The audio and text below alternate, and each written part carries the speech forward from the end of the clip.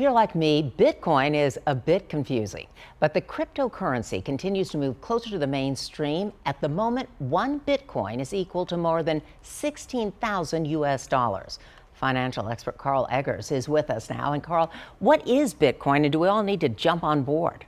The answer is, if you're interested in jumping on board, please go study for at least 4 to 6 weeks before you jump on board. It's amazing when people see the price of something rise, immediately they want more of it.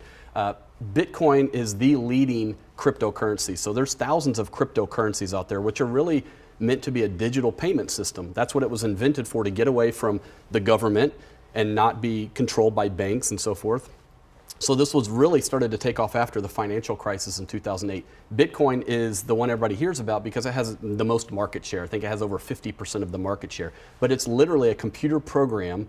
You literally put your money in and you own so much Bitcoin. And you're supposed to be able to use it to buy goods and services, which is starting to build a little bit. However, as you mentioned, 16,000, 17,000, it was at 20,000 last week. It also trades in the market. So just like a stock, it goes up and down daily. And that's why I think it hasn't been adopted quicker, is because who would want to see their net worth fluctuating by 10, 15, 20% in a day? So that's why to be used as a currency right now, it's a little premature, but it is something, the technology that it's built on, which is called the blockchain, is something that there's no doubt that is going to continue. That is revolutionary.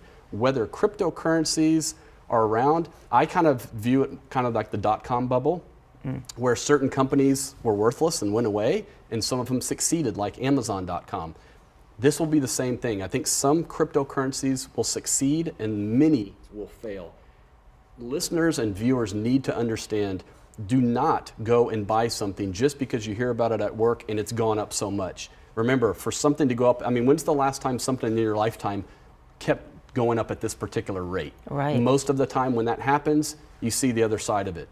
Even something like an Amazon fell 95% after it went public back in the 90s. So just be careful. I would say study it, because it is something that is obviously having traction, and the Chicago Mercantile Exchange recently started trading futures, giving it more validity. And but going forward, it's hard to say which one of these cryptocurrencies. Bitcoin is the one everybody hears about, but no, it's not coins that you and I literally, this is all ones and zeros, digital. How do you use them? How do you? You can literally use them to buy things. Some hotels are taking them, some casinos. The knock on Bitcoin in the past has been that a lot of illegal activity has been using them as transactions, because it is encrypted, so nobody really knows who's doing the buying and selling. It knows you bought it, but it doesn't know that you are the person. It knows that a transaction took place, but not Deborah Knapp specifically. So that's why it's encrypted and everybody likes it, but it has promoted some illegal activity. And we've seen exchanges that have been hacked into, so people have been trading it on a certain exchange and it goes bankrupt and it's gone overnight.